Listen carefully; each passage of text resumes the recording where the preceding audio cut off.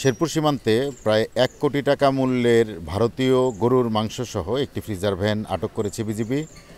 BGB থেকে জানানো হয়েছে আজ ভোর ৫টার দিকে শেরপুরের নালিতাবাড়ী উপজেলার সন্ধ্যাকুড়া গ্রামে অভিযান চালিয়ে এই গরুর মাংস এবং ফ্রিজার ভ্যানটি আটক করা হয়, যার আনুমানিক বাজার মূল্য প্রায় ১ কোটি টাকা। বিজিবি জানিয়েছে যে বিজিবির উপস্থিতি টের পেয়ে যারা এর সাথে জড়িত ছিল তারা সকলে পালিয়ে গিয়েছে, তাদেরকে আটক করা সম্ভব হয়নি। এর আগে কিন্তু শেরপুর সীমান্ত বিভিন্ন এলাকা দিয়ে কম্বল, শাড়ি, জিরা সহ বিভিন্ন পণ্য আসলেও গরুর মাংস এসেছে কিন্তু এবারই প্রথম। বিজিবি থেকে জানানো হয়েছে যে এগুলো আসলে খুব উচ্চ মূল্যের গরুর মাংস ছিল, যেগুলো আসলে হাড় ছাড়া বোনলেস মাংস বলে জানানো হয়েছে। এখানে এই ফ্রিজার ভ্যানটি ভর্তি ২১৫০ কেজি, তার মানে ২ টনেরও অধিক গরুর মাংস আটক করা হয়েছে। এগুলো এখন আসলে পরীক্ষা নিরীক্ষা চলছে। এই মাংসগুলো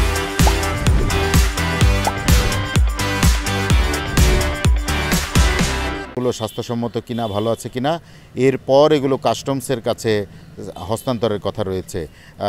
এই পর্যন্ত পাওয়া তথ্য মতে এখন পর্যন্ত এটি কারা নিয়ে আসছিল, কোথা থেকে এনেছে এবং কোথায় নিয়ে যাচ্ছিল এই ধরনের কোনো তথ্য পাওয়া যায়নি। তবে অনুসন্ধান চলছে। বিজিবির গোয়েন্দা সংস্থা এবং আরও আইনশৃঙ্খলা বাহিনীর যে বিভিন্ন গোয়েন্দা সংস্থা রয়েছে তারা এ বিষয়ে কাজ করছে।